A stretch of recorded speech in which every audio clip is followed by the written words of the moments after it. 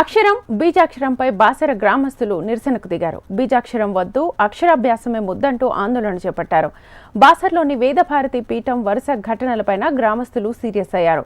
బాసర్లోని వేదభారతి పీఠం వరుస ఘటనలపై గ్రామస్తులు సీరియస్ అయ్యారు. ఎన్నో ఏళ్ల క్రితం వేదవ్యాసుడు నెలకొల్పిన అమ్మవారి క్షేత్రాన్ని బీజాక్షరం పేరుతో బాసర పుణ్యక్షేత్రాన్ని అభాసుపాలు చేస్తున్నారని ఆవేదన వ్యక్తం చేశారు. విద్యార్థులతో వెట్టి చాకరీ చేయిస్తున్నారని ఆరోపించారు. లోహిత్ అనే విద్యార్థిపై హత్యాయత్న ఘటన మరొక ముందే మణికంఠ అనే విద్యార్థి మృతి చెందాడని అన్నారు. విద్యార్థి మృతి ఘటనపై సమగ్ర దర్యాప్తు జరపాలని గ్రామస్తులు డిమాండ్ చేశారు. వేదభారతి పాఠశాల నిర్వాహకులపై హత్య కేసు నమోదు చేసి అరెస్ట్ చేయాలని అన్నారు.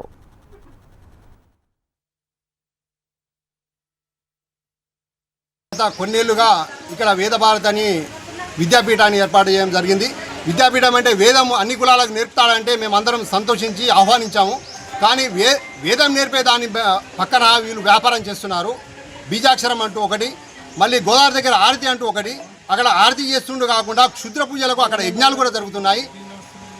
శత్రుశేషం లేకుండా యజ్ఞాలు చేయడం ఒకటి, మళ్ళీ అక్కడ చేసే పూజలన్నీ కూడా మా బాసర గ్రామానికి అరిష్టం జరిగే విధంగా ఇటువంటివి జరుగుతున్నాయి.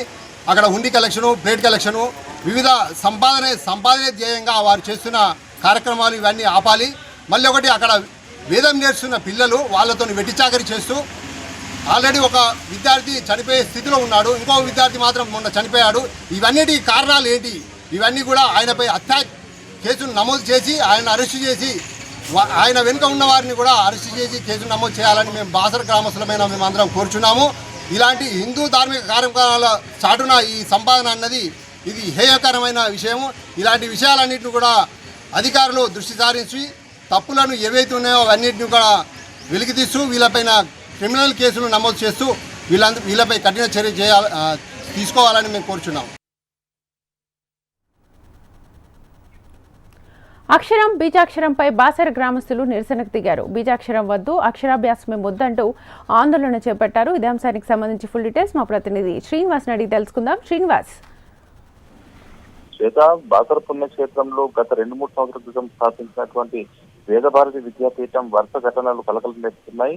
వరుసగా 11 రోజుల వ్యవధిలోపే లోహిత్ అనే స్టూడెంట్ తలపై తీవ్ర గాయాలతో ఆసుపత్రి పాలు కాగా ఈ ఘటనకు సంబంధించి దర్యాప్తు జరిపించాలని స్థానికులు పెద్ద ఎత్తున డిమాండ్ చేశారు. అయితే నిర్వాహకులు మాత్రం కోతులు దాడి చేయడం వల్లే లోహిత్ కు గాయాలయ్యని అప్పట్లో చెప్పారు. తదనంతరం ఇటీవల 4-5 రోజుల క్రితం మరో స్టూడెంట్ గోదావరి ఘాట్ వద్ద కరెంట్ షాక్ కు మృతి చెందాడు, మణికంఠ అనే స్టూడెంట్. ఈ నేపథ్యంలో ఇక్కడ ఈ వేదపీఠంలో ప్రతిరోజు కూడా బాసరకు వచ్చే కొంతమందిని ఆకట్టుకొని అక్కడ నాలుకపై బీజాక్షరాలు రాయిస్తూ వ్యాసపురిగా పేరున్నటువంటి అమ్మవారి క్షేత్రానికి ప్రతిష్టకు భంగం కలిగే విధంగా ప్రవర్తిస్తున్నారని చెప్పి గత కొన్ని రోజులుగా ఆందోళనలు సాగుతున్న నేపథ్యంలో ఈ రోజు కూడా బాసర గ్రామస్తులు జేఏసీగా ఏర్పడి ఈ వేదభారతి విద్యాపీఠాన్ని ఇక్కడ నుంచి తీసివేయాలి, వారిపై సమగ్రంగా దర్యాప్తు జరిపించాలి, వేద పాఠశాలలో వేదం నేర్పించడంతో పాటు శూద్ర పూజలకు సంబంధించిన యాగాలు కూడా బాసర పుష్కర ఘాట్ వద్ద నిర్వహిస్తున్నారు, శత్రుపీడ నాశనకు సంబంధించిన యాగాలు కూడా నిర్వహిస్తున్నారు అని చెప్పి స్థానికులు ఆరోపిస్తున్నారు. అదేవిధంగా ప్రతిరోజు కూడా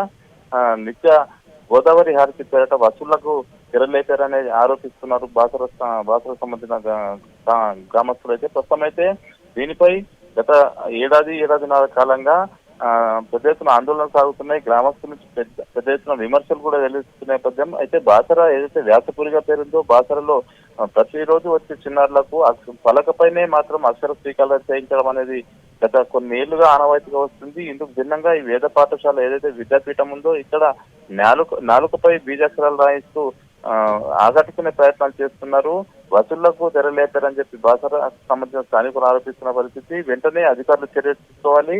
ఏదైతే విద్యాపీఠ నిర్వాహకులకు సంబంధించిన కార్యక్రమాలపై దర్యాప్తు జరిపించి వారిపై క్రిమినల్ కేసులు నమోదు చేయాలి, లేని పక్షంలో పెద్ద ఎత్తున ఆందోళన కార్యక్రమాలు చేపడతామని చెప్పి స్థానికులు అయితే పేర్కొన్న పరిస్థితి.